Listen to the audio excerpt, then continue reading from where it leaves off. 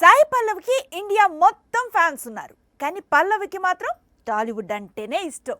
బాలీవుడ్ నుంచి, కాలీవుడ్ నుంచి, మాలీవుడ్ నుంచి ఆఫర్స్ అంది వస్తూ ఉన్న పల్లవి మాత్రం తెలుగు సినిమాలకు ఎక్కువ ఇంపార్టెన్స్ ఇస్తోంది. తెలుగులోనే ఎక్కువ చిత్రాలను కమిట్ అవుతోంది. గార్ఖీ తర్వాత 2 ఏళ్లు విరామం తీసుకొని ఇప్పుడు చాలా చిత్రాలు చేస్తోంది సాయి పల్లవి. రీసెంట్ గానే తమిళంలో అమరన్ పేరుతో బిగ్ బ్లాక్ బస్టర్ ను అందుకుంది. అటు బాలీవుడ్ లో రణబీర్ రాముడిగా తెరకెక్కుతున్న రామాయణంలో నటిస్తోంది. ఇవి కాకుండా తెలుగులో చాలా బిజీగా మారుతోంది. ముందు కథకు ప్రాధాన్యం ఇస్తుంది, ఆ తర్వాత తన పాత్రకు ప్రాధాన్యం చూస్తుంది. ఈ రెండూ సరిపోతే హీరో, దర్శకుడు కాంబినేషన్ చూసుకొని డేట్స్ ఇచ్చేస్తుంది పల్లవి. తెలుగులో తండేల్ తర్వాత ఇప్పుడు నితిన్ తో జోడీ కట్టేందుకు సాయి పల్లవి రెడీ అవుతోంది. బలగం దర్శకుడు వేణు తెరకెక్కించబోతోన్న కొత్త చిత్రం ఎల్లమ్మ మొదట నాని కోసం కథను రెడీ చేశాడు.